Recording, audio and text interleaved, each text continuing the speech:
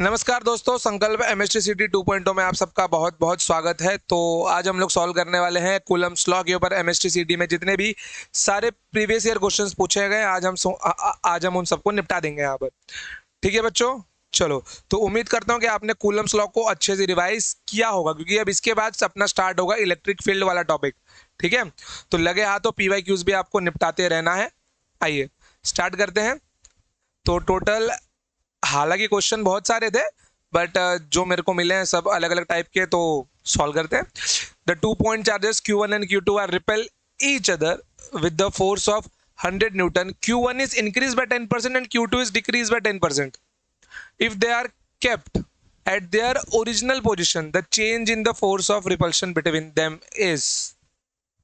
बहुत बढ़िया, देखिए यहाँ पर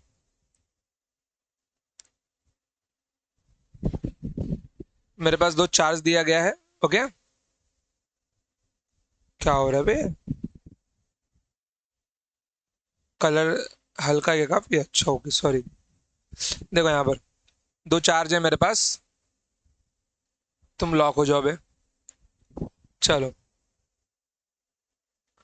और इनके बीच में कुछ तो डिस्टेंस होगा जो हमको दिया नहीं गया है। ओके,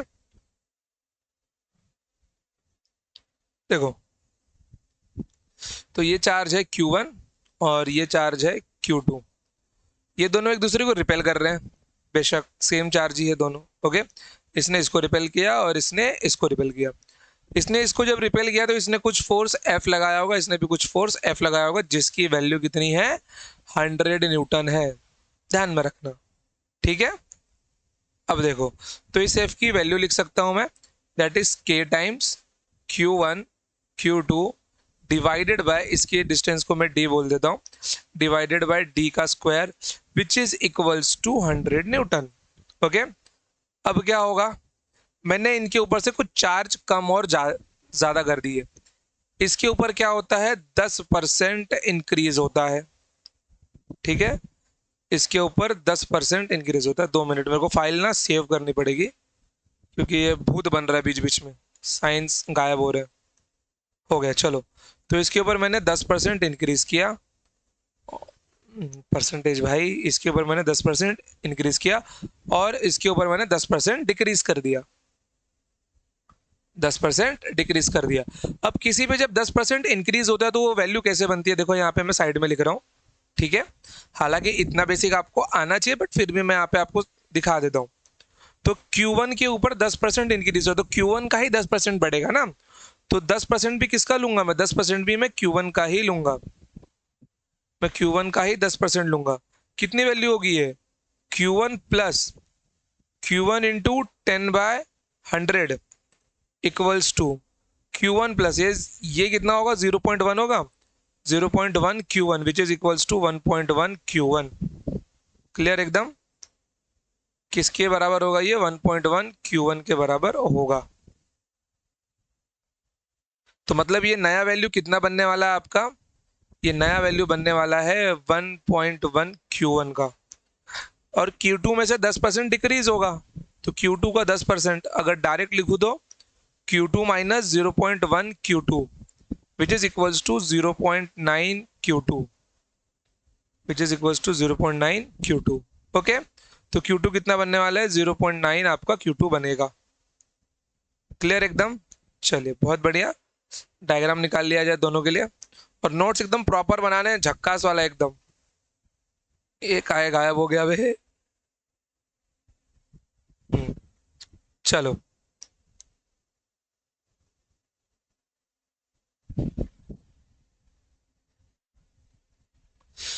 तो यहाँ पे इसकी वैल्यू कितनी बनने वाली है? 0.9 Q2, और इसकी वैल्यू बनने वाली है 1.1 Q1। फोर्स निकाला जाए इनके ऊपर। ठीक है, if they are kept at original position, the change in force, force में कितना चेंज आएगा? तो सबसे पहले नया फोर्स निकाल लेते हैं। यहाँ पे मैंने इसको मान लिया F1। ओके, कि ये F1 फोर्स से रिपेल कर रहा होगा, that is K times 1.1 Q1 into 0.9 Q2 whole divided by distance same है। If they are kept at original position, distance भी सेम है उनका। ओके, डी स्क्वायर कितना बनने वाला है ये? ये आपका बन जाएगा 1.1 इंटू 0.9, 1.1 इंटू 0.9 इंटू यहाँ पे क्या आ जाएगा के Q1 Q2 divided by D square. क्या इसकी वैल्यू 100 न्यूटन नहीं है? बिल्कुल 100 न्यूटन ही है। तो 1.1 इंटू 0.9 इंटू 100, ये दोनों जीरो एक एक डेसिमल को निकाल के आंसर कितना देंगे? 11 इंटू 9 विच इज 99 न्यूटन। तो फोर्स कितना है मेरा? 100 न्यूटन है। नए वाले डिस्टेंस में F1 में फोर्स कितना आ रहा है मेरा? 99 न्यूटन आ रहा है। वैल्यू चेंज करने के बाद में डिस्टेंस स्टिल सेम, तो मेरा फोर्स यहाँ पे क्या हो गया? Decreased by 1 newton. तो option D is my correct answer. Clear एकदम? चलिए, तो ऑप्शन डी आपका क्या एकदम करेक्ट आंसर है। आगे बढ़ते हैं अब, आइए सेकंड क्वेश्चन देखिए अपना। The charges 3q, q and q are placed along the x-axis at position x equals to 0, x equals to 1/3 and x equals to 1 respectively when force on charge q is 0। आइए, तो यहाँ पे तीन charges दिए गए हैं मेरे पास। Okay,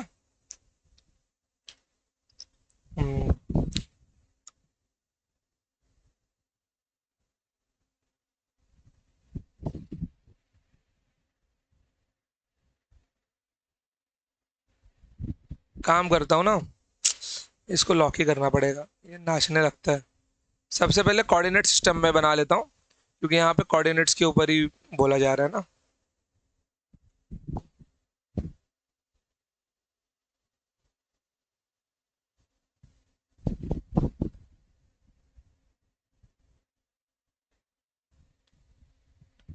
तो फिर ये कहाँ रखा हुआ है?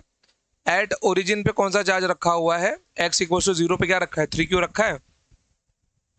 It is at x equals to 0। कौन सा चार्ज है ये? आपका +3q चार्ज है। फिर उसके बाद क्या है? x इक्वल्स टू 1/3, मतलब इससे थोड़ा ही नजदीक, ठीक है, कहीं यहां पर। ये क्या है मेरा? ये चार्ज q है। फिर क्या बोला? एट x इक्वल्स टू 1, ठीक। तो ये इससे दूर होगा ना, यहाँ पे मैंने +q रखा है। ओके, +q रखा है। चलिए, तो अगर मैं टोटल डिस्टेंस की मैं बात करता हूँ, एक काम करो, मैं टोटल डिस्टेंस को ना l मान लेता हूँ। ओके, टोटल डिस्टेंस को ना मैं l मान लेता हूँ।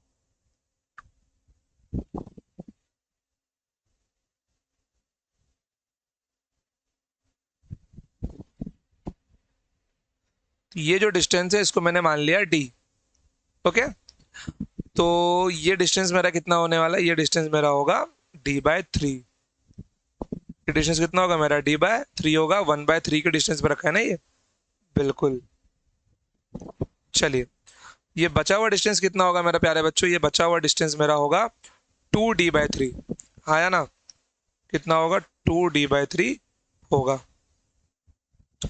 चलिए, अब एक बात बताइए जरा कि ये लोग क्या बोल रहे हैं कि इसके ऊपर लगने वाला जो फोर्स है, फोर्स ऑन क्यू, यहाँ पे नेट फोर्स 0 है। 2 मिनट यार, कूलर की वजह से मेरा लैपटॉप हिल रहा है जरा। चलो ठीक है, फिर भी झेल लेगा इतना। यहाँ पे क्या हो रहा है? नेट फोर्स 0 है। अभी नेट फोर्स 0 कब होगा? अगर मैं ऐसा मान लूं कि इस +3q ने इसको रिपेल किया होगा। बिल्कुल रिपेल किया होगा। एक बात बताओ, क्या ये +q इसको रिपेल करेगा? अगर ये इसको रिपेल करता है तो क्या यहाँ पे नेट फोर्स 0 होगा? बिल्कुल भी नहीं। ठीक है, ये नेट फोर्स यहाँ पे 0 नहीं होगा। अगर मुझे इसको 0 रखना है तो मुझे इसको इक्वल एंड अपोजिट फोर्स देना होगा। मुझे इसको इक्वल एंड अपोजिट फोर्स ही देना होगा। समझ गए? मतलब कि यहाँ पे -q को इसको अट्रैक्ट करना पड़ेगा। -q को इसको अपनी ओर अट्रैक्ट करना पड़ेगा। Means value of q must be negative. q must be negative, तभी ये काम करने वाला है।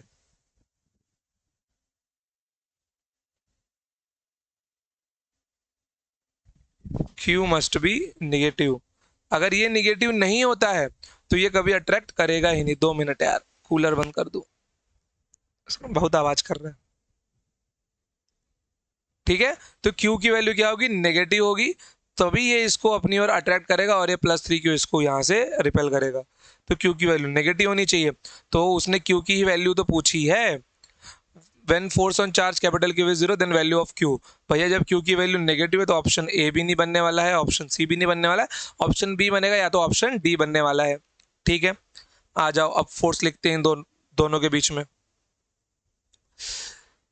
तो जब 3Q इसके ऊपर फोर्स लगाएगा तो फोर्स की वैल्यू क्या होने वाली है, फोर्स ऑन 3 ड्यू टू 1, ये पहला चार्ज है ना मेरा, ठीक है, फोर्स ऑन 3 ड्यू टू 1। रुको रुको रुको एक मिनट, ये मेरा 1 नंबर पर के डिस्टेंस पे है, ठीक है, ये मेरा 0 पे है, तो सबको नंबरिंग मेरे को देना पड़ेगा। इसको 1 बोल दो, इसको चार्ज नंबर 2 बोल दो, इसको चार्ज नंबर 3 बोल दो। ओके, तो फोर्स ऑन 3 ड्यू टू 1 क्या मिलने वाला है मेरे को, k times q into 3Q divided by d का स्क्वायर। ओके, ये हो गया। यहाँ पे f क्या मिलने वाला है मेरे को, स्मॉल q के लिए डिस्टेंस कितना है 2d/3, ये माइनस होगा ना, तो इसको माइनस करो यार, तो ये क्या मिलने वाला है मेरे को, k times minus q into q divided bye 2d/3 का होल स्क्वायर, 2d/3 का होल स्क्वायर। ओके, अब दोनों को इक्वेट कर दूंगा मैं, ये क्या होगा, फोर्स ऑन 3 ड्यू टू 2, दोनों की वैल्यू सेम होगी तभी तो ये दोनों एक दूसरे को रोक पाएंगे। तो थोड़ा सा ना डायग्राम साइड में करना पड़ेगा।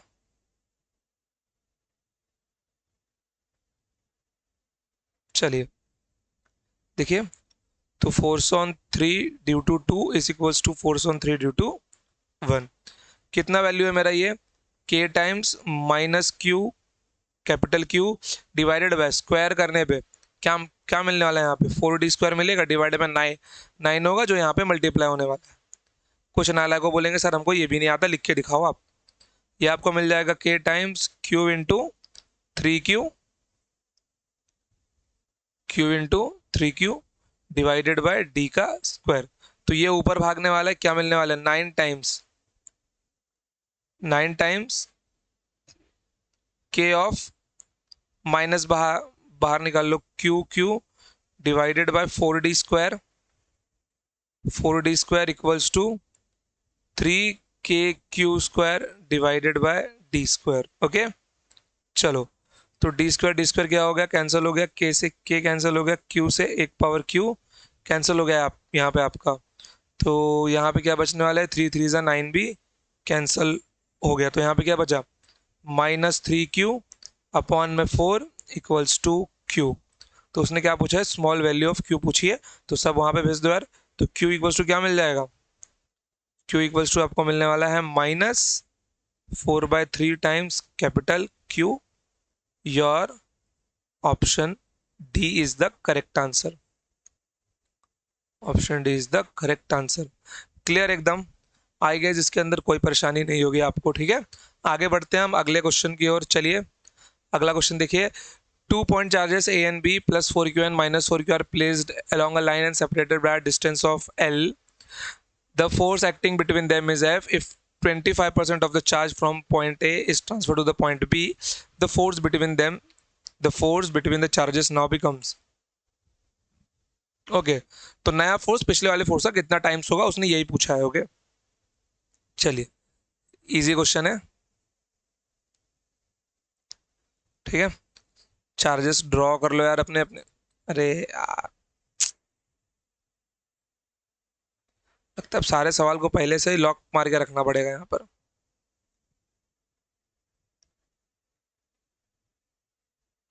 देखो, दो चार्जेस हुए मेरे पास। ओके, दोनों के बीच में डिस्टेंस कितना, L। जब तक डिस्टेंस चेंज करने की बात ना की हो, अज्यूम दैट कि डिस्टेंस आपका क्या है, डिस्टेंस आपका सेम है। मैंने डिस्टेंस L लिया है। ओके, कैपिटल L लेता हूँ यार, वही अच्छा बनता है। स्मॉल l आप लोग समझ लेना। ठीक है, तो यहाँ पे चार्ज कितना है, +4Q। यहाँ पे चार्ज कितना है, -4Q। ओके, अब यहाँ से 25% चार्ज ट्रांसफर किया गया है, यहाँ से 25% चार्ज ट्रांसफर किया गया है। कहाँ पे ट्रांसफर किया गया है, 25% चार्ज इसको दिया गया है।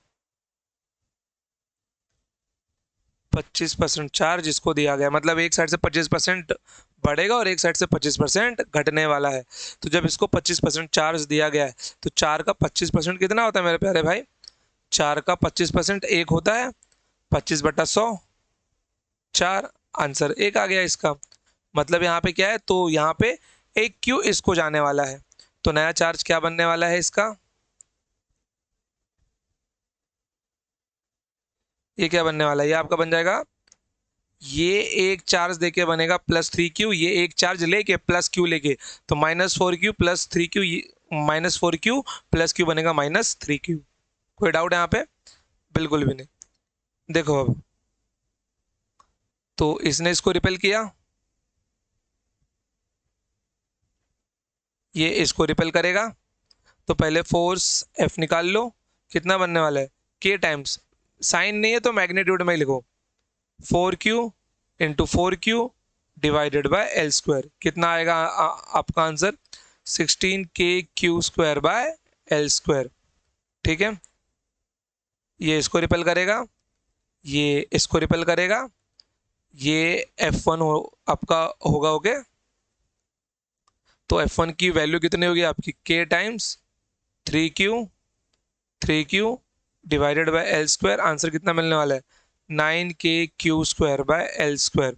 अगर मैं दोनों को डिवाइड करता हूँ F/F1 को, आंसर कितना आएगा मेरा? 16/9 आएगा। बाकी सारे टर्म्स कैंसिल होने वाले हैं। ओके, कोई डाउट है यहाँ पे? बिल्कुल भी नहीं। तो यहाँ से मेरे को F1/F लिख लो यार, कितना बन जाएगा? 9/16 यहाँ पे बनेगा। तो यहाँ से मेरे को F1 कितना मिलेगा? That is 9/16 times F। F1 is 9/16 times F। ये हो गया मेरा तीसरा क्वेश्चन सॉल्व। क्लियर एकदम, मक्खन जैसा समझ गया आपको? चलिए आगे बढ़ते हैं। आप यहाँ पे अपना आंसर होगा ऑप्शन नंबर सी। क्लियर, चलिए move ahead.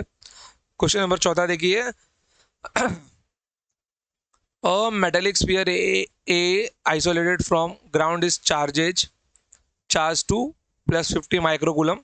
This sphere is brought to a contact with another isolated metallic sphere. Okay, isolated sphere का मतलब क्या होता है? नेट चार्ज 0 है। ठीक है, तो यहाँ पे मेरे पास एक स्पीयर ए था। ठीक है, यहाँ पे मेरे पास एक स्पीयर ए था,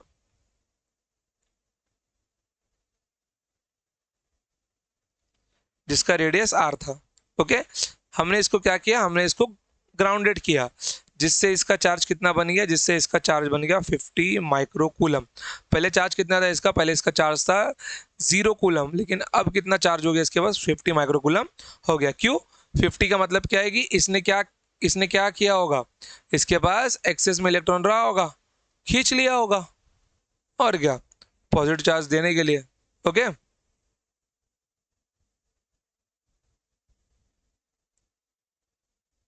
देखो, तो अ मेटेलिक स्पीयर ए, ये हमारा स्पीयर ए है, isolated from ground, charge to +50 microcoulomb.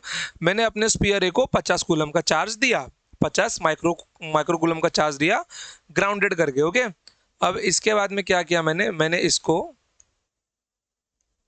सारे सवाल को लॉक ही करना पड़ेगा। ये 2-3 सवाल से ही समझेगा।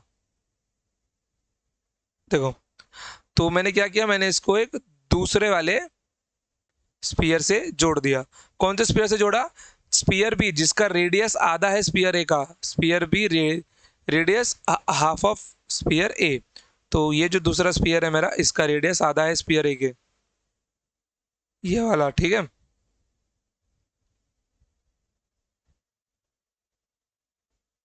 इसका रेडियस कितना होगा? इसका रेडियस होगा r/2। It is a sphere B. तो जैसे ही इनके बीच में कांटेक्ट होगा, अब शेयरिंग ऑफ चार्जेस स्टार्ट हो जाएगा। अब ध्यान देना यहाँ पर, अगर ये दोनों सेम रेडियस के होते तो बात अलग होती, Q1 + Q2/2 हम लोग यहाँ पे कर लिए होते, लेकिन ये क्या है? ये सेम रेडियस के नहीं है बिल्कुल भी।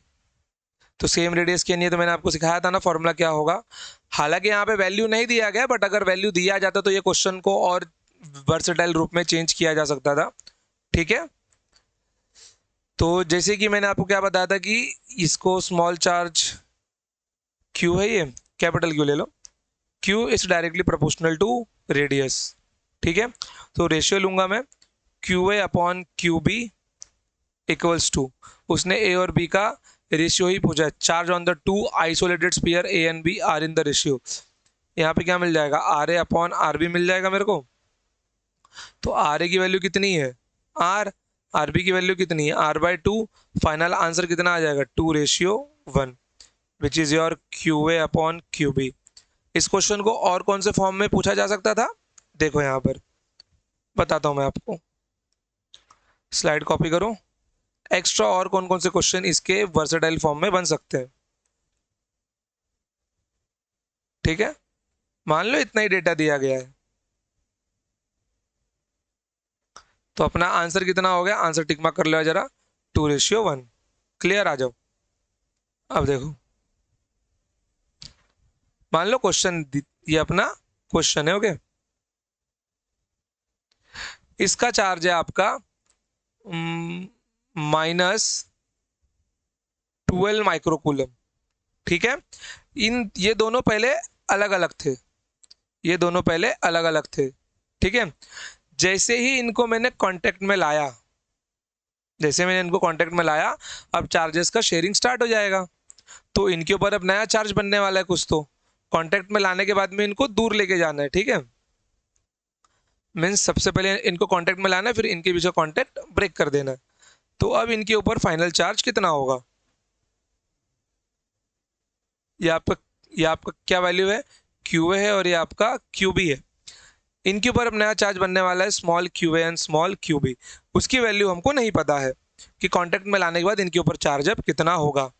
तो इसके मैंने आपको फॉर्मूला भी बताया था, Q A equals to R A upon R A plus R B into Q A plus Q B, Q B upon Q B equals to R B upon R A plus R B into Q A plus Q B. तो आप दोनों की value यहां से calculate कर सकते हो, ठीक है। चलो, तो क्यू ए की वैल्यू निकाली जाए। क्यू ए की वैल्यू क्या मिल जाएगी यहाँ पे, इसकी वैल्यू आर है, इसकी value R plus R by two है, R plus R by two into Q A plus Q B. 50 minus 12 कितना मिलने वाला है आपको, 38 माइक्रोकूलम मिलने वाला है, ओके। तो माइक्रोकूलम में लास्ट में लिखता हूँ। तो यहाँ पे कितना बन जाएगा, ये आपका 2+3 ना, ठीक है, 2 आर प्लस आर, तो 2 ऊपर भाग जाएगा, तो ये आपका बन जाएगा 2r upon 3r, 2r upon 3r। यहाँ पे कितना आता, 3r/2 आता, तो ऊपर भेज दिया मैंने, यहाँ पे कितना आ गया, तो आपका 38 आ गया।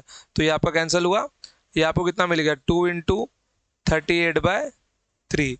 आंसर प्रॉपर मल्टीपल नहीं आया ना मेरा, कोई बात नहीं, अब पॉइंट में चार्जेस डिस्ट्रीब्यूट होंगे, क्या हो गया उसमें। तो ये आपको मिल जाएगा 8 दूनी 16, कैरी 1, 3 दूनी 6, 1 7, 76/3। डिवाइड करने पे कितना मिलने वाला है आंसर, 3 2 जा 6, कैरी 1, 3 5 जा 15, ओके, 3 5 जा 15.033 जा 9।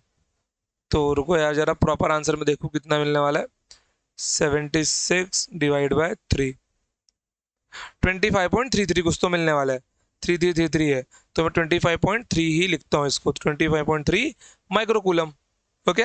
आर भी निकाल के देखो यार जरा। ये क्वेश्चन ऐसा भी बन सकता था, यहाँ पे आपको दो चार्ज की वैल्यू देके वो बोल देता कि बताओ फाइनल चार्ज इनका कितना होगा।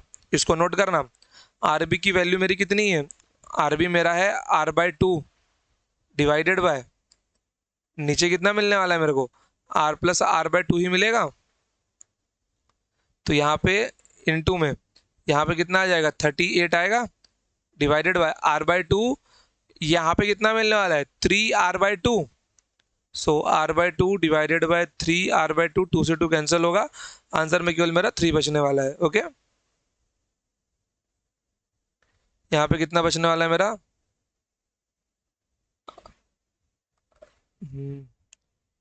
r डिवाइडेड बाय 3r, 2 से 2 क्या हो जाएगा, कैंसिल हो जाएगा, ये आपका 38, एक r से एक r कैंसिल हुआ, योर 38/3।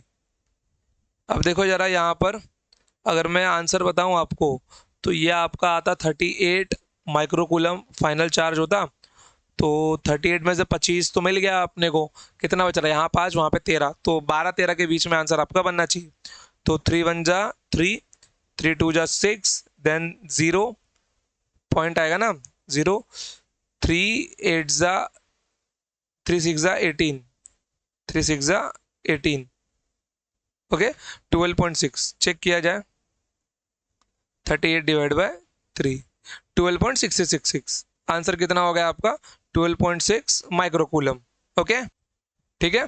तो इसका फाइनल चार्ज कितना बन जाएगा, ये आपका बनने वाला है 25.3 माइक्रोकूलम, और यह आपका बनने वाला है 12.6 माइक्रोकूलम।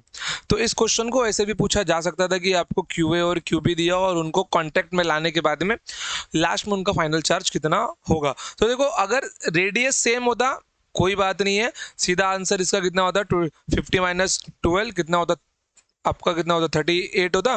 तो 19 माइक्रोकूलम दोनों को मिल गए होते, रेडियस अलग अलग है इसलिए आंसर भी अलग आएगा अपना। क्लियर एकदम। चलिए, तो यहाँ पे वैल्यू कितना बन गया अपना, 2:1 बन गया है।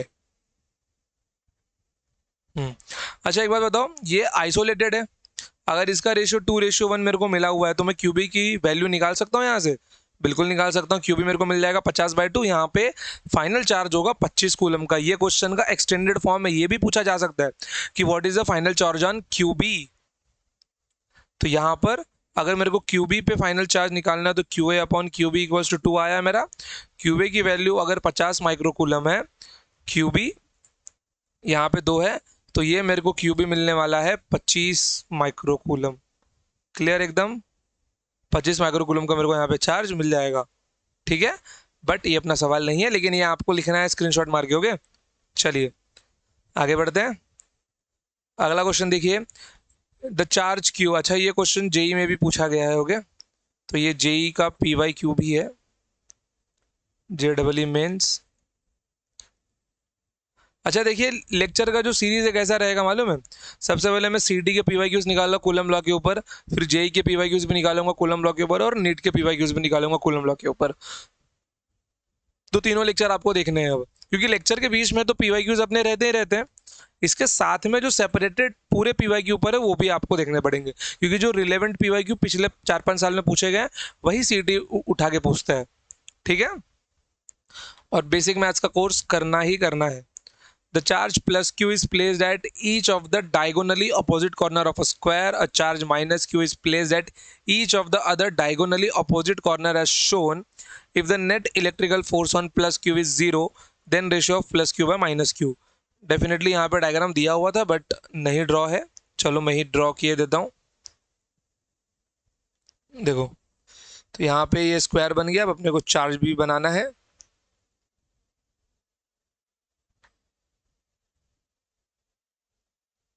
देखो, एक चार्ज चारों के चारों कॉर्नर्स पे लगा दो ये चार्ज,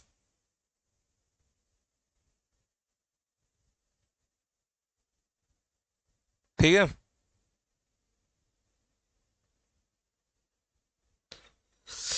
तो यहाँ पे चार्ज मैंने कितना रख दिया, मान लो प्लस क्यू रख दिया, और प्लस क्यू डायगोनली रखे गए हैं। ठीक है, plus Q is placed at each of the diagonally of a square, and charge minus Q is placed each of the diagonally. तो ये भी माइनस क्यू है और इसकी वैल्यू भी माइनस क्यू ही है, डायगोनली एक दूसरे के आमने सामने रखे गए। तो दोनों में से कौन सा भी प्लस क्यू मान सकते हो, मैंने ये वाला प्लस क्यू लिया कि इसके ऊपर नेट फोर्स कितना है, 0 है।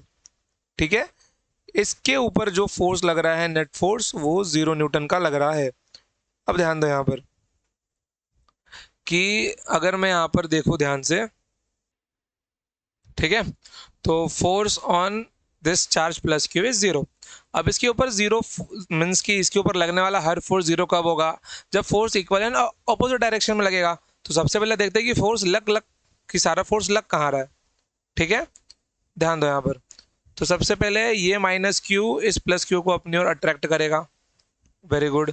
फिर उसके बाद ये माइनस क्यू इस प्लस क्यू को अपनी ओर अट्रैक्ट करेगा, बिल्कुल करेगा।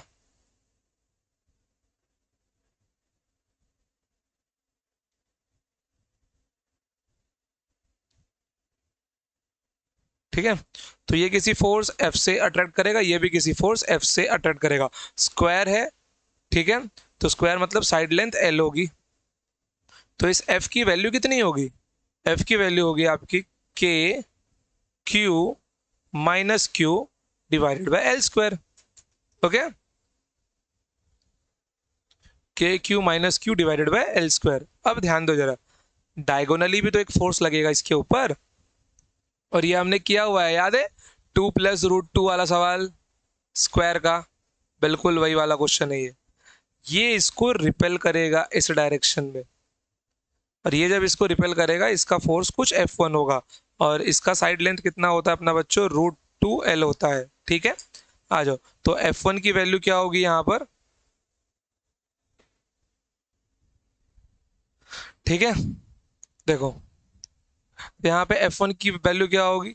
K times Q divided by √2L का स्क्वायर। कितना बनने वाला है ये? के Q square divided by 2L square आपका बनेगा।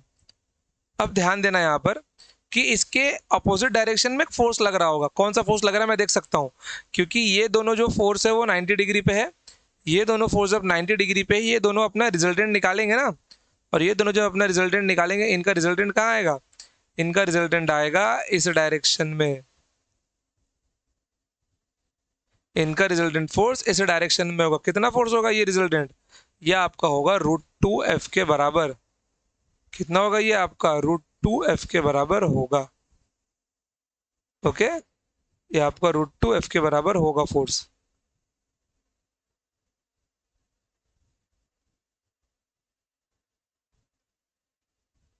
चलिए, तो जब तक ये दोनों फोर्स बराबर नहीं होंगे तब तक आंसर नहीं मिलने वाला है।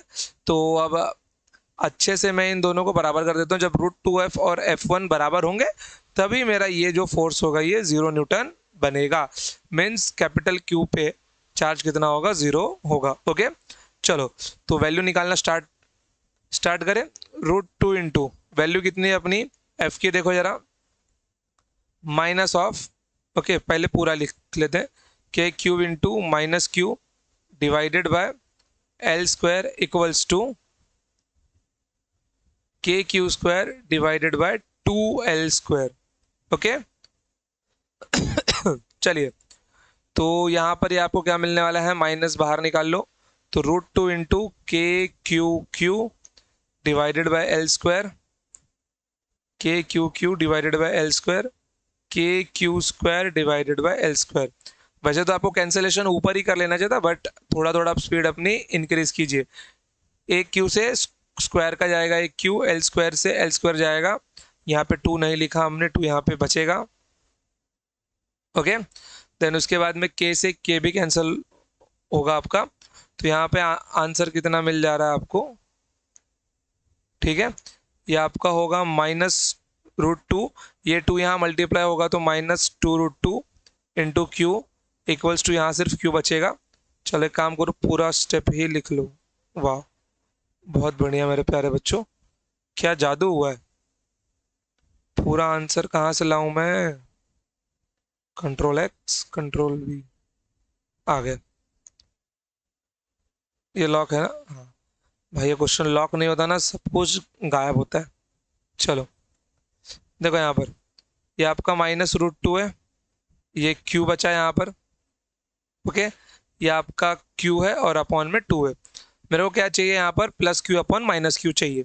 ठीक है, तो इसको नीचे ले लो, ये 2 यहाँ भेज दो, -2√2 equals to Q upon Q है, -Q चाहिए, माइनस भी नीचे भेज दो, तो ये बन जाएगा +Q अपॉन -Q 2√2। ओके, तो अपना आंसर क्या मिलने वाला है? +Q अपॉन -Q का रेशियो क्या मिलेगा? ऑप्शन बी मिलेगा अपने को। गलती से डी वाला टिक मत कर देना आप लोग गलती से कि -2√2 Q/Q का रेशियो, उसने -Q रखा है रेशियो में। ठीक है, अगर वो +Q अपॉन +Q पूछता तो आपका आंसर आता -2√2। चलिए आगे बढ़े, अगला सवाल देखिए। कोई डाउट है यहाँ तक? ले लो यार, लिख लो इसको। ठीक है, चलिए अगला क्वेश्चन देखिए, आ जाओ अगला सवाल देखो। ठीक है, Two equal point charges Q each exert a force of F on each other when they are placed at a distance apart in the air.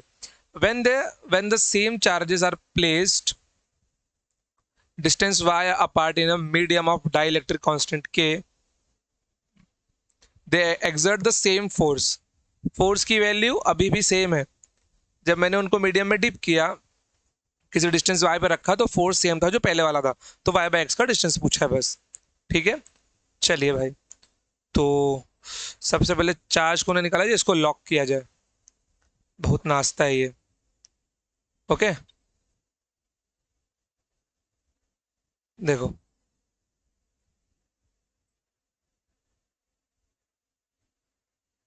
तो ये दोनों चार्ज हुए, ये चार्ज भी Q है और ये चार्ज भी Q है.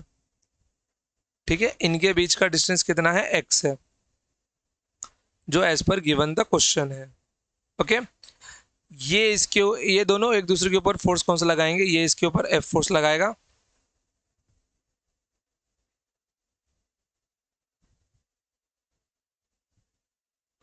और ये इसके ऊपर F फोर्स लगाएगा. ठीक है, ये F फोर्स लगाएगा और ये भी इसके ऊपर F फोर्स ही लगाएगा. मैंने क्या किया, मैंने इनको मीडियम में डिप कर दिया. मैंने पूरे चार सिस्टम को मीडियम में डिप कर दिया. कोई नहीं, मैं मीडियम ही निकाल लेता हूँ. ये कोई तो मीडियम है मेरे पास, कुछ भी हो सकता है, ऑयल, तेल, पानी. ठीक है, कुछ भी हो सकता है ये मीडियम आपका. बस डाइलेक्ट्रिक कांस्टेंट गिवन होना चाहिए. ठीक है, हमने इनको मीडियम में डिप कर लिया. तो मीडियम में डिप करते ही ये जो आपका चार्ज था पहला वाला, जो यहीं से उठा लेता हूँ,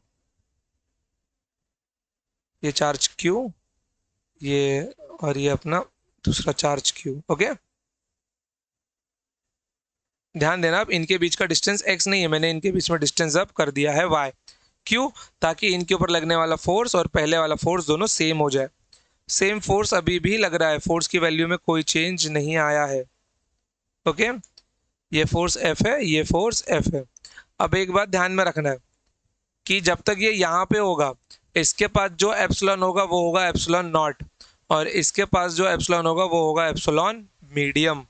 अगर पता होगा तो आपको मैंने बताया था, डाइलेक्ट्रिक कांस्टेंट का रेशियो, डाइलेक्ट्रिक कांस्टेंट का रेशियो क्या होता है, epsilon medium upon epsilon in vacuum.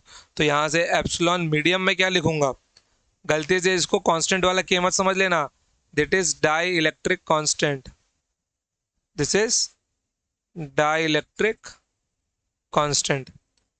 तो एप्सिलॉन m क्या मिलने वाला है, k into epsilon naught. Okay, चलिए, तो फोर्स लिखे दोनों के ऊपर.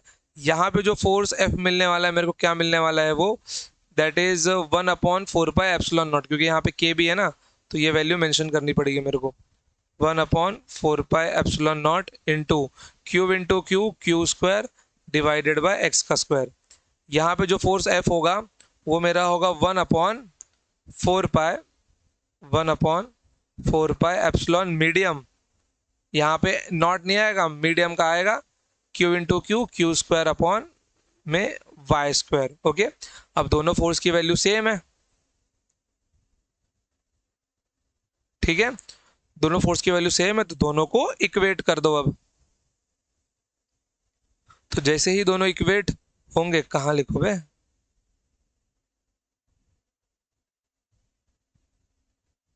रुक जाओ,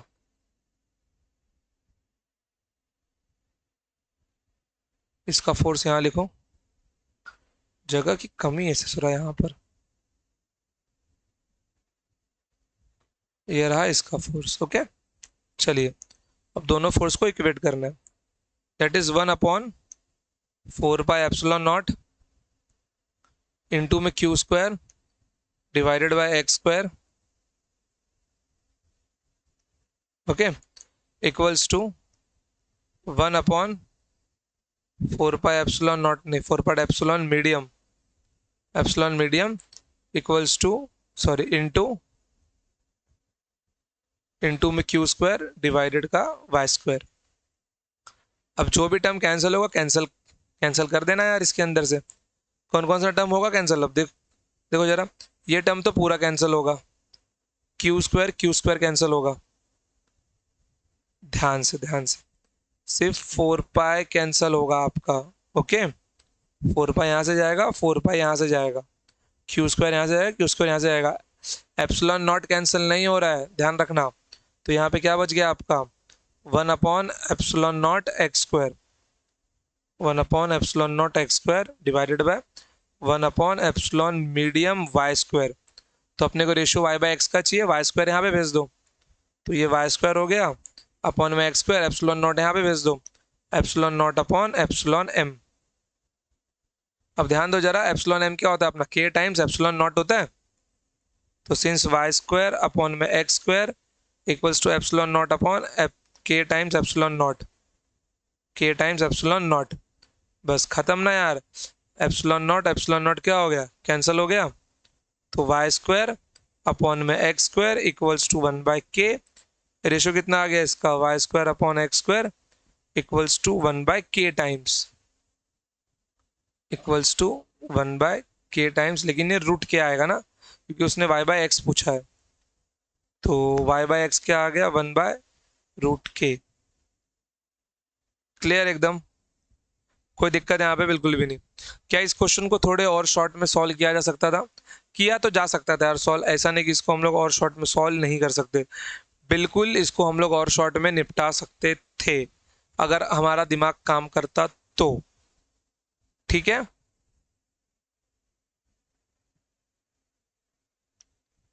समझ गए।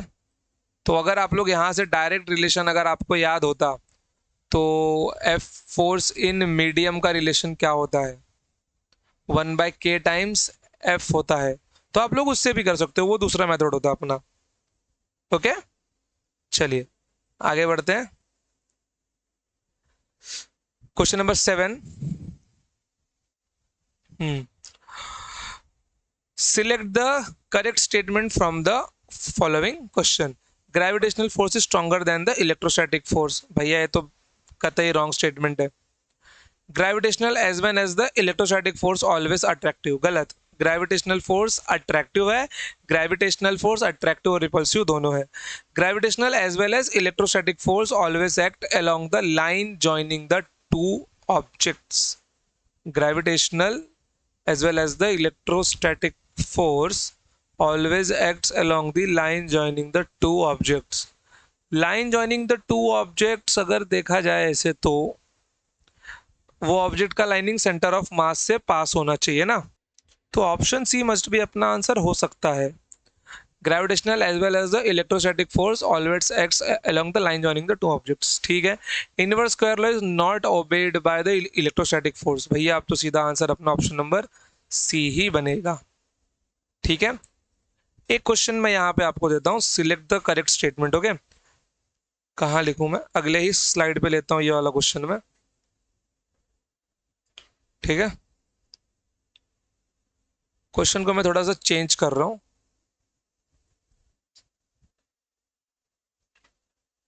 क्या हो गया,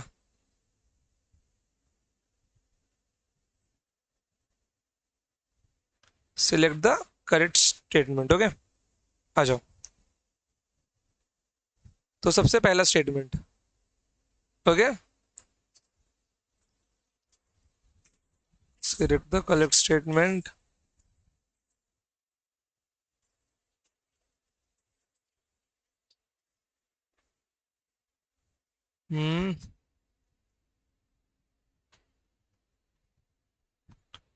electrostatic force,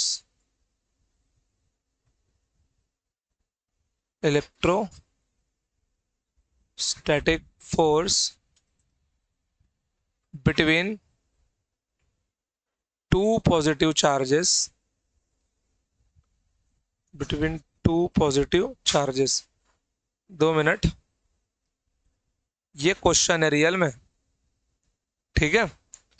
electrostatic force between two positive charges is, ठीक है। तो सबसे पहला स्टेटमेंट है is directly proportional to 1/r²। Option B है is directly proportional to 1/r। Option सी है force is directly proportional to r square plus x, directly proportional to 1 by r cube. Okay, और option D है all of this. बताइए कौन सा answer होगा इसमें से। अब आप में से ज्यादातर बच्चों का दिमाग जा रहा होगा ऑप्शन नंबर ए पे। बिल्कुल, ये आंसर गलत है। इसका करेक्ट आंसर होगा ऑप्शन नंबर डी। ओके, इसका करेक्ट आंसर होगा ऑप्शन नंबर डी। अब ये जो जो दो पॉजिटिव चार्जेस है, मैंने बोला ही नहीं कि ये पॉइंट चार्जेस है। 1/r² is only valid when there are 2 point charges.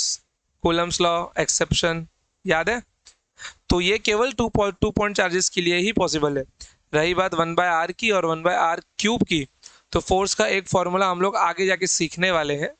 Okay, that is k times Q1 Q2 divided by d into D plus L, और एक फोर्स होगा आपका k टाइम्स Q1 Q2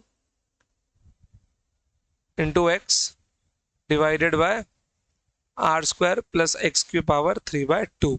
तो ये दोनों फोर्स में cube भी आएगा और पावर 1 भी आएगा। समझ गए? तो इसका आंसर क्या होगा? अपना ऑप्शन नंबर डी होगा, ए बी सी। इसको फिलहाल के लिए ध्यान में रखना है कि इलेक्ट्रोस्टैटिक फोर्स 1 2 3 तीनों पावर के लिए पॉसिबल है। क्लियर? सेम यही रीजन ग्रेविटेशनल फोर्स के लिए भी होगा। जब हम लोग रॉड या रिंग का ग्रेविटेशनल फोर्स निकालेंगे किसी पॉइंट मास को दूरी पर रख के।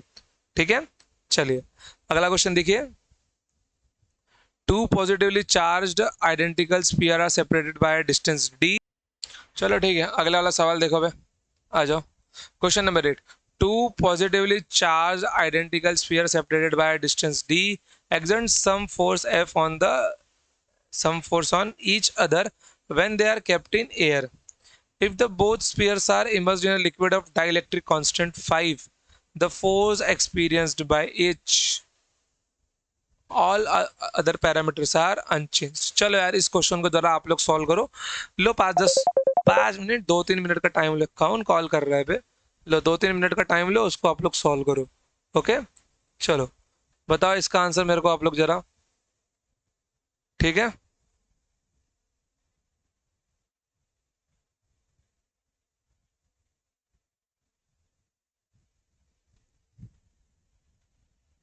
हो गया टाइम, टाइम ओवर। ठीक है, फॉर्मूला देखो बे, सॉल्व करने की भी जरूरत नहीं है। Force in medium is 1/k times force in vacuum और एयर। फॉर्मूला मैंने आपको लिखवाया था। तो भैया यहाँ पे फोर्स कितना लग रहा है? एयर में, एयर में फोर्स लग रहा है F, और डाइलेक्ट्रिक कांस्टेंट दिया गया 5। तो फोर्स इन मीडियम कितना हो गया आपका? F/5 हो गया। Option number D. दो चिंती क्वेश्चन था यार। आगे बढ़ो, आगे देखो। 3 equal charges Q1 Q2 and Q3 are placed on 3 corners of a square of side A. If the force between Q1 Q2 is F12 and then Q1 Q3 is F13, then ratio of magnitude F12 by F13। ये question JEE का PYQ है। Question JEE का PYQ है। मैं आपको ना साल बताता हूँ, रुको मेरे पास एक बुक है, मैं आपको साल बताता हूँ उसमें से।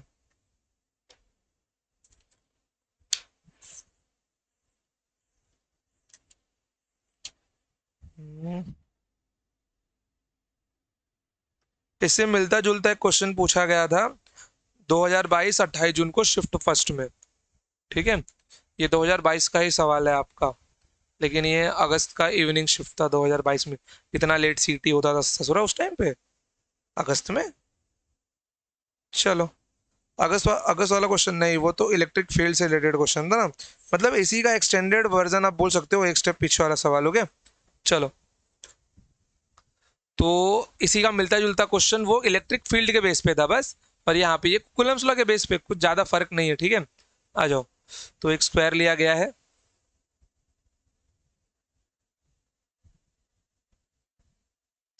ठीक है। चलिए देखें, यहाँ पर हमने 3 कॉर्नर पे चार्जेस रखे हैं।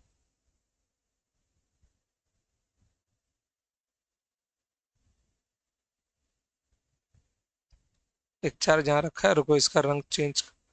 माँ कसम, समझ लो ना, इतना गुस्सा आता है ना यार, सच बताऊं, इस एक स्टेप के ऊपर। ये जब देखता हूँ ये पीछे भागने वाला है, ठीक है, इसका रंग चेंज करो यार।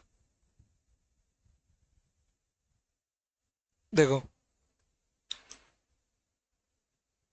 एक चार्ज क्यों यहाँ पे रखा है, यहाँ पे रखा है, और एक यहाँ पे रखा है। ध्यान में रखना, चारों पे नहीं रखा हुआ है, सिर्फ थ्री कॉर्नर्स पे ही रखा हुआ है। ओके, स्क्वायर ऑफ साइड ए। तो ये चार्ज कितना है, Q1। ये चार्ज कितना है, Q2। ये चार्ज है आपका Q3। सबका साइड लेंथ ए ही है।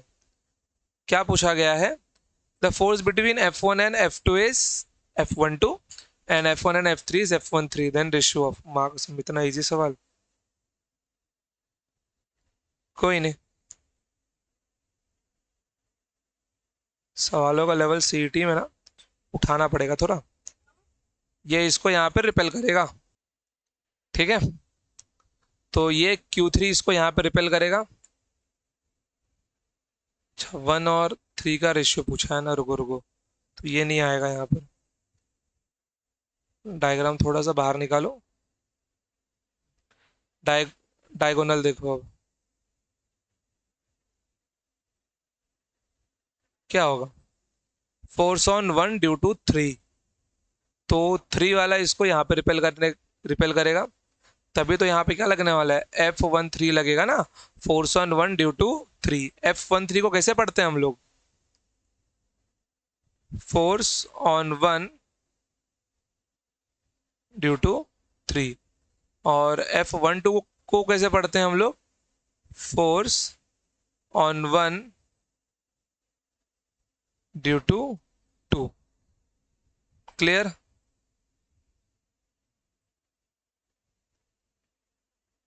अब इसमें क्या होगा, ये इसको ऐसे रिपेल करेगा, बिल्कुल बेशक, ठीक है। तो यहाँ पे फोर्स क्या लगने वाला है इसका, यहाँ पे इसका फोर्स लगने वाला है F1 on 2, force on 1 due to 2। अब इसके अंदर क्या किया जा सकता है, अगर वैल्यू देखो तो ये बनेगा Q1 Q1 Q1 Q3, और एक वैल्यू बनेगा Q1 Q2। तो क्या आना चाहिए अपना आंसर, दो चार्जेस है ना, Q1 Q2 एंड Q3। अगर इनके बीच में एंगल दिया जाए, ठीक है, जैसे कि यहाँ पे तो हम लोग देख ही सकते हैं ये 3 इक्वल चार्जेस है। अगर इनकेस ये इक्वल नहीं होते तो रेशियो थोड़ा अलग होता, बट ठीक है, फॉर्मूला अगर हम लोग लिखने जाते हैं तो फोर्स ऑन 1 ड्यू टू 2 क्या मिलने वाला है, ये अपने को मिल जाएगा K times Q1 Q2 divided by A का स्क्वायर, डिस्टेंस ए है, ये डिस्टेंस होगा √2a। ओके, ये डिस्टेंस आपका होगा √2a। तो F13 कितना मिलने वाला है आपको, K टाइम्स Q3 Q2, मतलब कि मैं इसको Q² लिख सकता हूँ ना, छोड़ो वो बाद में लिखता हूँ। Q3 Q1 Q3 Q1 divided by √2a का स्क्वायर। दोनों चार्जेस सेम है तो K Q² by A square, K Q² by 2a square, ठीक है। तो यहाँ पे ध्यान से देख सकते हो कि ये जो K, यहाँ पे मैं 1/2 कॉमन निकाल सकता हूँ, कॉमन मतलब बाहर निकाल सकता हूँ। तो K Q² bye a square, ये तो F12 ही है मेरा। तो force 13 equals to 1/2 times F12। कुछ नहीं करना है, दोनों को डिवाइड कर देना है आपको, आंसर आपका बन जाएगा 1/2। ओके, सॉरी 2 आएगा आंसर, ये नीचे जाएगा ना, और ये यहाँ पे जाएगा। तो F13 equals to 1/2 F21 F12 इसकी वैल्यू। तो यहाँ पे मेरा F12 क्या मिलने वाला है, F12/F13, इस 2 आ जाएगा, इसको नीचे भेजो, इसको यहाँ पे भेज दो। तो ये बन गया मेरा रेशियो। और सिंपल करना है, इन दोनों को डिवाइड कर लो यार। जैसे डिवाइड करोगे ये पूरा टर्म कैंसिल होगा, 1/1/2, तो ये ऊपर जाके 2 बन जाएगा, ठीक है। चलो आगे बढ़ते हैं, चलो आगे बढ़े। देखो टोटल 15 क्वेश्चन ही थे, तो जिसमें से 9 हमने कर लिए हैं, कुछ आपके लिए छोड़ के भी जाऊंगा मैं सवाल। ठीक है, इसका आंसर देखो क्या क्या होगा। Three charges each of +1 microcoulomb are placed at the corners of an equilateral triangle. If the repulsive force between any two charges is F, then net force acting on the charge will be। दो charges मिल गए, किसी एक के ऊपर repulsive force लगा रही है। Okay, यही तो बोल रहे हैं। If the repulsive force between any two charges is F। चलो, तो आंसर होगा √3F। वेक्टर वाला ही क्वेश्चन था ये। ठीक है, देखो कहता सवाल है, एक इक्विलेटरल ट्रायंगल दिया गया है। ओके, एक इक्विलेटरल ट्रायंगल दिया गया है आपको, और यहाँ पर हमने चार्ज रखा है।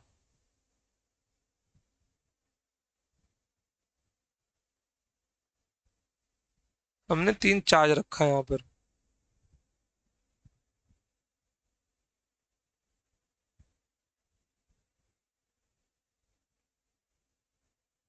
ठीक है, साइड लेंथ नहीं पता तो मैं यही मान लेता हूँ, साइड लेंथ ए। ओके, साइड लेंथ ए और ए।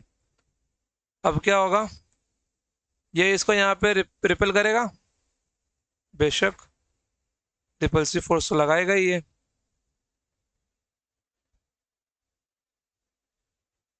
कैसा टेढ़ा फोर्स बन रहा है।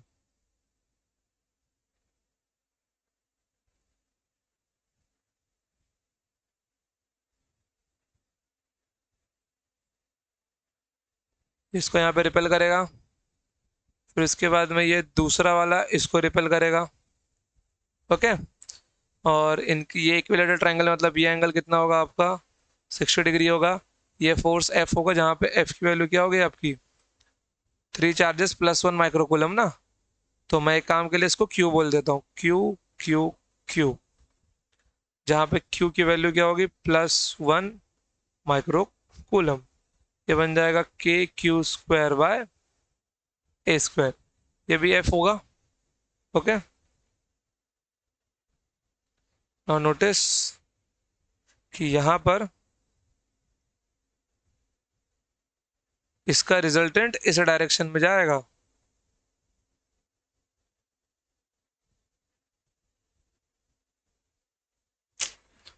अगर आपको याद हो,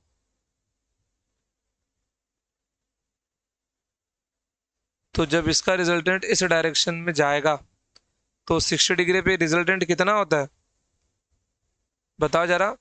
60 डिग्री पे रिजल्टेंट आपका होता है √3F। ये एंगल भी कितना होगा, ये एंगल भी 60 डिग्री होगा, और ये कितना होगा, √3F होगा। इजी क्वेश्चन था वैसे। चलिए, question number 11। 3 point charges +3 microcoulomb, 8 microcoulomb repel each other, sorry, 2 point charges with the force of 40 Newton. If the charge of 5 microcoulomb is added to each them, the new force between them। क्या यार, सीटी का level कब बढ़ेगा। चलो, थोड़े सवाल अच्छे पूछने से नहीं होते, थोड़े और अच्छे सवाल पूछने चाहिए, डिफिकल्ट वाले एकदम।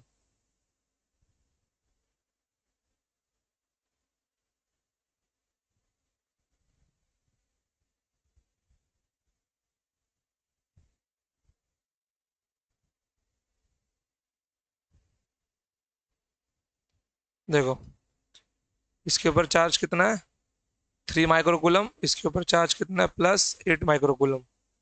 ओके, अगर इनके ऊपर -5 माइक्रोकूलम ऐड किया जाए, कितना, -5 माइक्रोकूलम। इसके ऊपर भी कितना ऐड किया जाए, -5 माइक्रोकूलम ऐड किया जाए, तो नए चार्जेस क्या होंगे।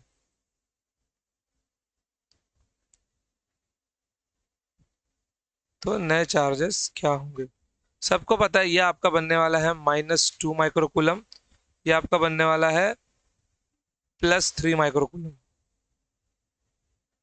+3 माइक्रोकूलम बनेगा। ठीक है, तो नया फोर्स कितना होगा। तो सबसे पहले ये इसको रिपेल कर रहा है, कितने फोर्स से कर रहा है, 40 न्यूटन से कर रहा है। ये इसको रिपेल कर रहा है, कितने फोर्स से कर रहा है? 40 न्यूटन से कर रहा है। ठीक है, हमको डिस्टेंस नहीं पता तो मैं इसको डी ही रखने वाला हूँ। ठीक है, तो इस ये इसको रिपेल करेगा, फोर्स F1 वैल्यू कितनी होगी? K times 3 × 2 that is 6, 3 microcoulomb into 2 divided by D का स्क्वायर। कितना मिल जाएगा ये? K times 6K/d²। Okay, 6K/d²।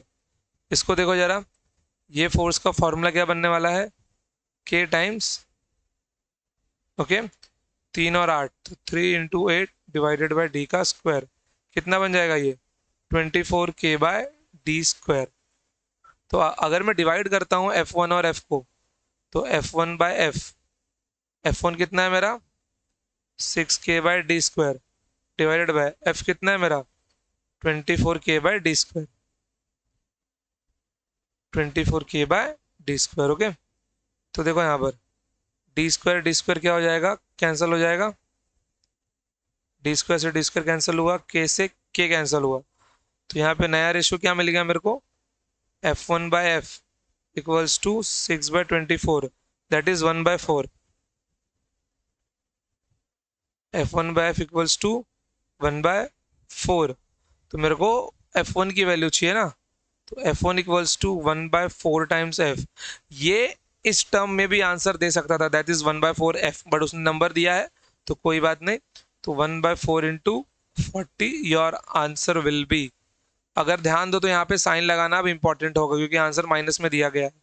तो ये प्लस प्लस में था, ये माइनस में था, तो ये -6 के बनने वाला है। तो ये -6 के, -6 -1/4 -1/4 माइनस, तो आंसर आपका आ जाएगा -10 न्यूटन। तो option A is your correct answer. चलिए ठीक है, आगे बढ़े। अच्छा, सो अपना आंसर हो गया -10। क्वेश्चन नंबर 12 आ जाओ। क्वेश्चन नंबर 12 देखो, two positive ions each carry a charge q are separated by distance d. If F is the force of repulsion between the ions, the number of electrons from each ion will be, okay.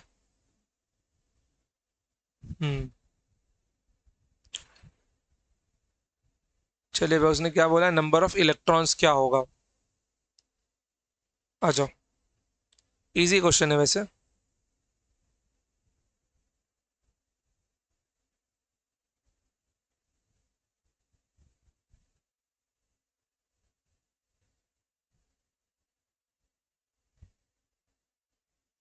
दो ions हो गए ये, तुम lock हो जाओ पहले बेटा।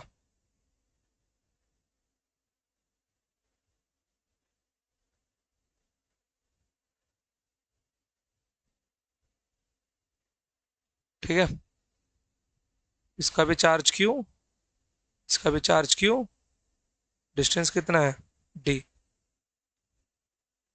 Okay, distance D है ना। फोर्स कौन सा लग रहा है उनके बीच में? The force of repulsion. Force of repulsion, ये इसको यहाँ पे रिपेल करेगा, ये इसको यहाँ पे रिपेल करेगा बाय फोर्स एफ। सिर्फ फॉर्मूला बनाना है यहाँ पर। तो फोर्स एफ की वैल्यू कितनी होगी?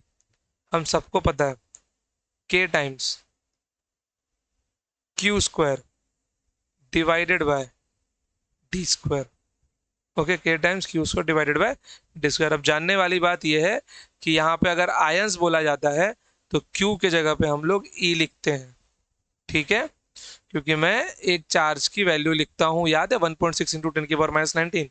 बिल्कुल, तो यहाँ पे के की जगह पे क्या लिखूंगा मैं? E² अपॉन में d² और ये F। ओके,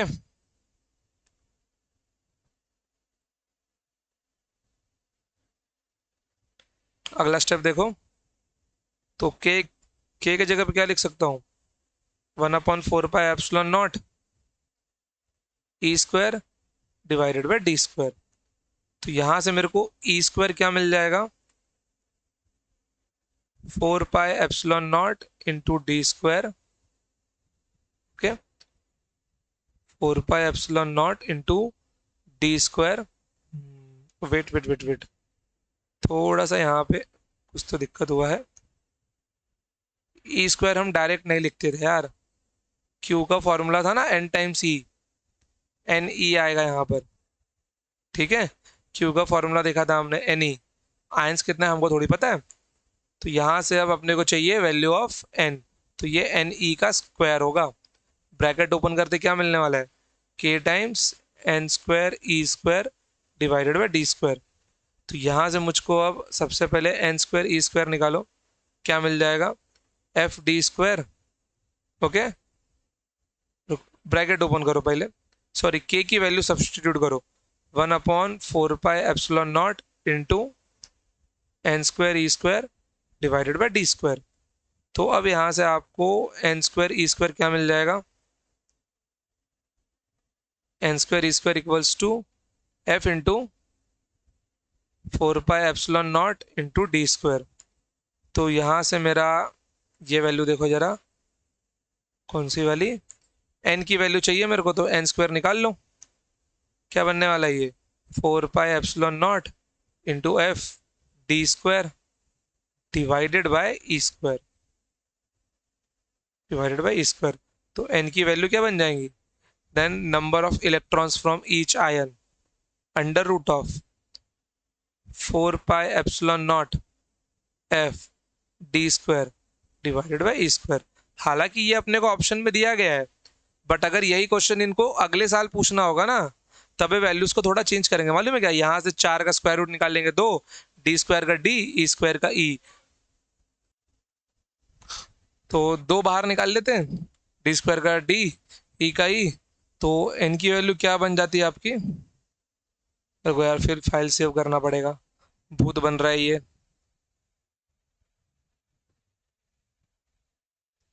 देखो यहाँ पे क्या आता आंसर में, 2 D/E, okay, under root of pi epsilon naught F. बस ये आंसर अभी पॉसिबल था, जो ऑप्शन में दिया जा सकता था, सच बताओ तो, ताकि बच्चों को थोड़ा कंफ्यूज किया जा सके। बट क्वाइट ये इतना टफ नहीं था। आगे बढ़ते हैं। A point charge q is placed at the center of line joining two equal point charges plus q and plus q. Okay, if the system of the charges is in the equilibrium. वाह, क्या बात है। सवाल देखो जरा, इसका answer तो वैसे मुंह जुबानी भी किया जा सकता है। क्वेश्चन नंबर 13, अगर आपको नल पॉइंट वाला कंसेप्ट याद होगा तो, ठीक है, कि फोर्स क्या होगा, फोर्स की वैल्यू बस हमें पता होनी चाहिए। किसके ऊपर वैसे फोर्स पूछ रहा है ये, the value of Q if the system of the charges is in the equilibrium. पूरे सिस्टम का चार्ज क्या है, इक्विलिब्रियम में है। देखो ये बात कर रहा है सिस्टम के इक्विलिब्रियम की, ओके, ये पूरा सिस्टम रेस्ट पे रहना चाहिए, वो किसी एक चार्ज के रेस्ट पे रहने की बात नहीं कर रहा। जैसे देखो यहाँ पर 3 चार्जेस हैं मेरे पास, ओके,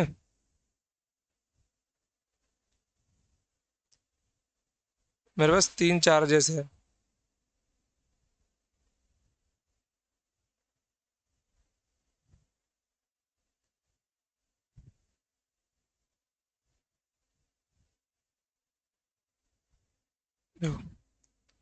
अगर मैं ध्यान से देखूँ तो ये मेरा चार्ज प्लस क्यू बोल रहा है, ये 2 equal point charges plus Q N plus Q N, yes, ये हमने कैपिटल क्यू को बीच में रखा हुआ है। तो ये भी स्मॉल चार्ज प्लस क्यू, ये भी स्मॉल चार्ज प्लस क्यू, और ये अपनी वैल्यू कैपिटल क्यू है। ध्यान दो, a point charge Q is place at the centre of the line joining 2 equal charges plus Q N plus Q, the value of Q if the system of the charges is in the equilibrium. मतलब कि पूरा system ही equilibrium पे है, पूरे system पे लगने वाला force भी क्या है, इक्विलिब्रियम पे ही है। समझ गए, पूरे सिस्टम पे जब बराबर का फोर्स लग रहा होगा तो हमको कौन सा चार्ज रखना पड़ेगा, पहली बात तो ये हमको सोचना पड़ेगा कि कहाँ पे आएगा वैल्यू। देखो अगर मैं टोटल डिस्टेंस r मान लेता हूँ,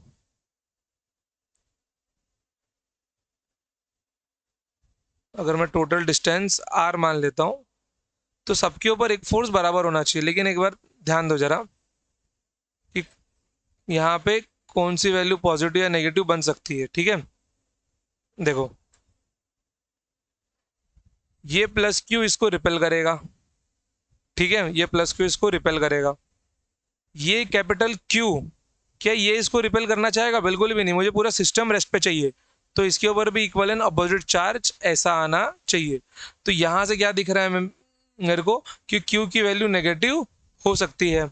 ये प्लस क्यू इस वाले को रिपेल करेगा, ये कैपिटल क्यू इस वाले को अट्रैक्ट करेगा अगर ये माइनस क्यू हुआ तो मतलब ये इसके साइड से भी नेगेटिव होना चाहिए। अब इसके बाद में जो प्लस क्यू की वैल्यू है, प्लस क्यू की वैल्यू, ये प्लस क्यू इसको यहाँ पे अट्रैक्ट करेगा। ओके, और ये प्लस क्यू इसको यहाँ पे अट्रैक्ट करेगा अगर ये नेगेटिव हुआ तो। अगर पॉजिटिव हुआ तो ये इसको रिपेल करेगा और ये इसको रिपेल करेगा। तो अगर, लेकिन अगर प्लस क्यू पॉजिटिव होता है तो ये बाकी दोनों चार्जेस रेस्ट पे नहीं रह पाएंगे। प्लस यहाँ पे कैपिटल क्यू को नेगेटिव होना पड़ेगा ताकि ये दोनों चार्जेस किस में रहे, पता चला ये दोनों चार्जेस अपने रेस्ट पे रहे। ठीक है, तो अगर ये नेगेटिव नहीं है तो ये दोनों रेस्ट पे नहीं रहेंगे, क्योंकि क्यू का चार्ज कुछ भी हो, कुछ भी हो, इन दोनों की वजह से ये रेस्ट पे ही रहेगा। लेकिन ये दोनों रेस्ट पे नहीं रहेंगे। अगर मुझे पूरे सिस्टम को रेस्ट पे रखना है तो पहले प्लस क्यू और ये प्लस क्यू को रेस्ट पे रखना पड़ेगा। और ये दोनों चार्जेस रेस्ट पे तभी रहेंगे जब इसकी वैल्यू नेगेटिव होगी। और ये नेगेटिव है तो क्या फर्क पड़ता है, ये दोनों इसको अट्रैक्ट करके इसको भी रेस्ट पे ले आएंगे। क्लियर एकदम? चलिए बहुत बढ़िया। तो मुझे यहाँ पे साइन का पता लग गया है कि क्यू की वैल्यू नेगेटिव होगी। तो अगर क्यू की वैल्यू नेगेटिव है तो पॉजिटिव वाला तो मेरा आंसर बनने से रहा ऑप्शन ए आएगा या तो ऑप्शन बी आने वाला है। ठीक है, चलो तो कहाँ से वैल्यू निकाले? देखो यहाँ से वैल्यू निकाल के मतलब नहीं है, क्योंकि ये वैल्यू फोर्स मिलने वाला है K Q Q by R by two का whole square, K Q Q by R by two का होल स्क्वायर। मेरे को कैपिटल क्यू की वैल्यू चाहिए तो एक को कैपिटल क्यू रखना पड़ेगा और एक चार्ज को मुझे स्मॉल क्यू रखना पड़ेगा। ओके, तो मैं यहाँ से लूंगा। देखो जितनों को लग रहा होगा सर क्या यहाँ के फॉर्मूला को इक्वेट हम लोग यहाँ पे कर सकते हैं, करने को बिल्कुल कर सकते हैं, लेकिन आंसर नहीं मिलने वाला। ये के क्यू क्यू डिवाइडेड बाय कितना मिलेगा, आर स्क्वायर बाय 4 और आर बाय 2 का होल स्क्वायर मिल जाएगा अपने को। यहाँ पे फोर्स क्या मिलने वाला है, K Q Q divided by R by 2 का होल स्क्वायर। आप लोग दोनों को इक्वेट करके निकालोगे क्या? कुछ भी नहीं निकलने वाला ना, तो इसके लिए हम लोग ये वैल्यू तो नहीं लेंगे बिल्कुल भी। मैं दूसरे चार्ज के पास से ही वैल्यू निकालने वाला हूँ। कौन से चार्ज के पास से निकालूंगा मैं? काम करता हूँ इसके ऊपर निकाल लेता हूँ। ये इसको रिपेल करेगा, कौन सा? ये दूसरा वाला प्लस क्यू इसको रिपेल करेगा। वैल्यू क्या देगा, K Q Q divided by R का स्क्वायर। इनके बीच में गैप कितना है, इनके बीच में गैप कितना है, आर बाय 2 का। ओके, इनके बीच में गैप है आर बाय 2 का। तो जब ये इसको अपनी ओर अट्रैक्ट करेगा, अच्छा this must be negative, this charge must be negative, तभी पूरा सिस्टम किस में रहेगा, इक्विलिब्रियम में रहेगा।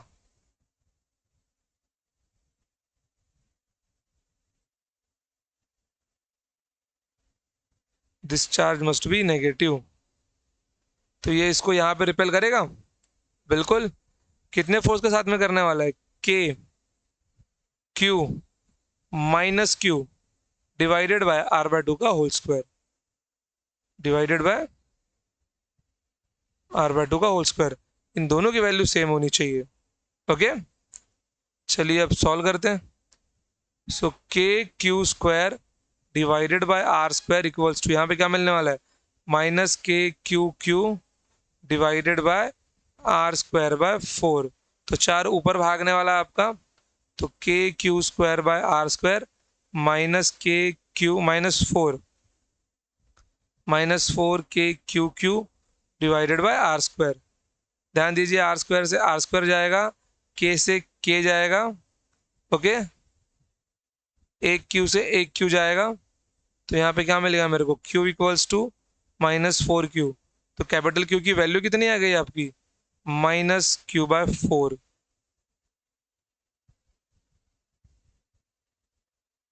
हम्म, -Q/4। तो दिख कहे नहीं रहा ये, R² / 4। हम्म, कहाँ कटा है बे।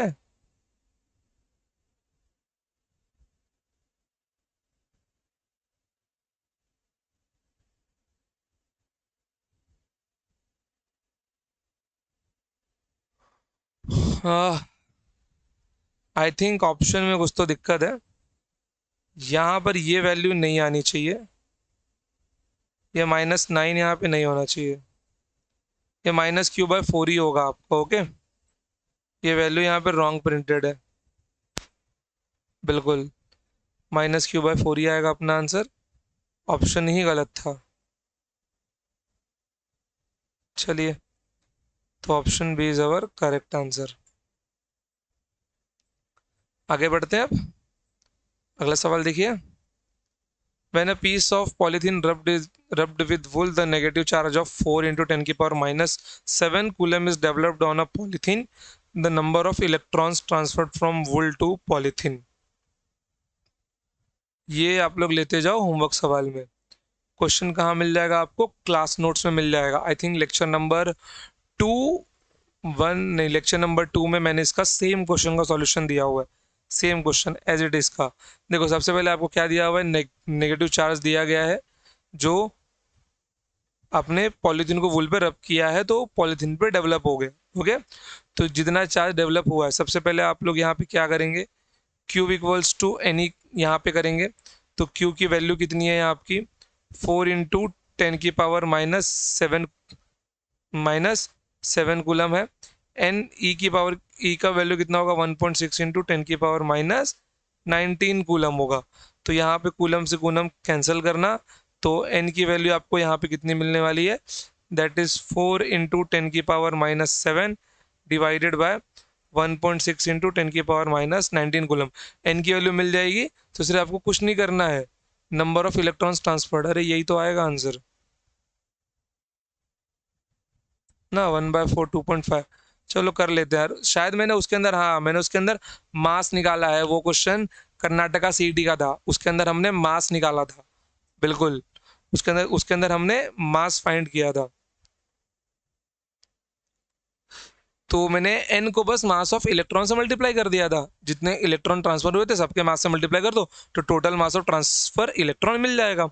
तो यहाँ पे कितना मिलने वाला है, ये ऊपर जाएगा, तो 4/1.6।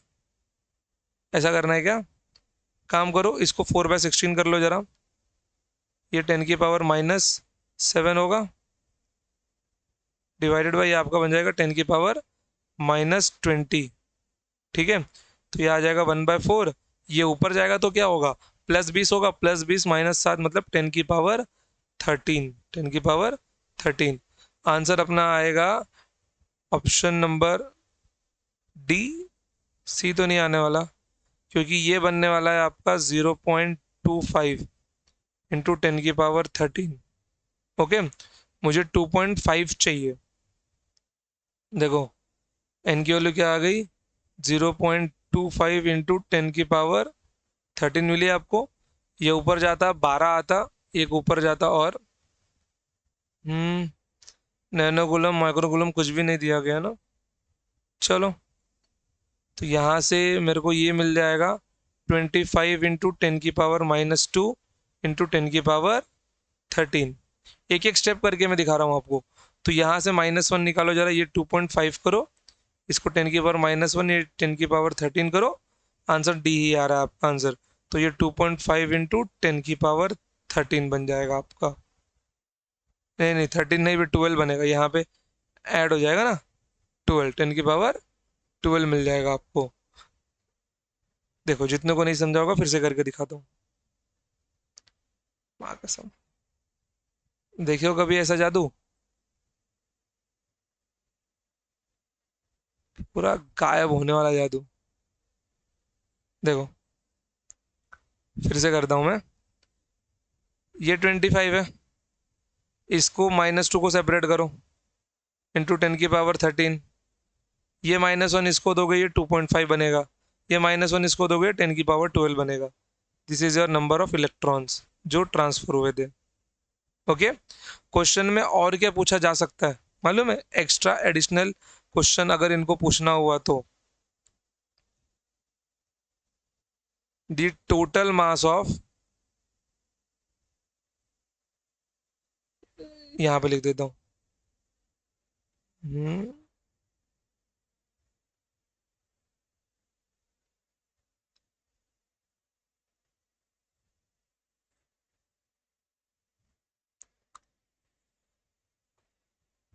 चलो ठीक है। देखो यहाँ पर एक्सटेंडेड क्वेश्चन क्या पूछा जा सकता था, ये एक्सटेंडेड क्वेश्चन पूछा जा सकता था, the total mass of electron, the total mass of transferred electron, ये पूछा जा सकता था। कैसे करेंगे हम लोग, टोटल मास जितना ट्रांसफर होगा n into mass of electron, तो n कितना मिला है 2.5 इंटू 10⁻12, मास ऑफ इलेक्ट्रॉन कितना होता है 9.11 इंटू 10⁻31। बस अब दोनों को पूरा मल्टीप्लाई करके लिख देना यहाँ पर केजी में आंसर, और क्या। चलिए जो फाइनल आंसर मिलेगा केजी में लिख देना। आ जाओ last question, F is a force between two identical charged particles at a distance y from each other if the distance between charges is reduced to half the previous distance, then the force becomes, इतना easy question है, दो charge particle है, okay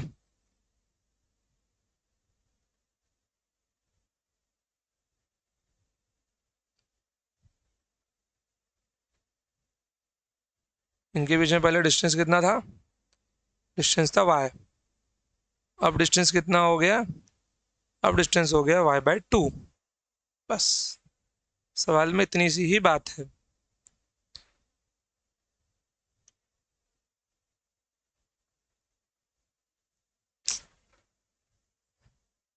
diagram के चक्कर में सवाल late होता है मेरा। ये डिस्टेंस y है और ये डिस्टेंस y/2।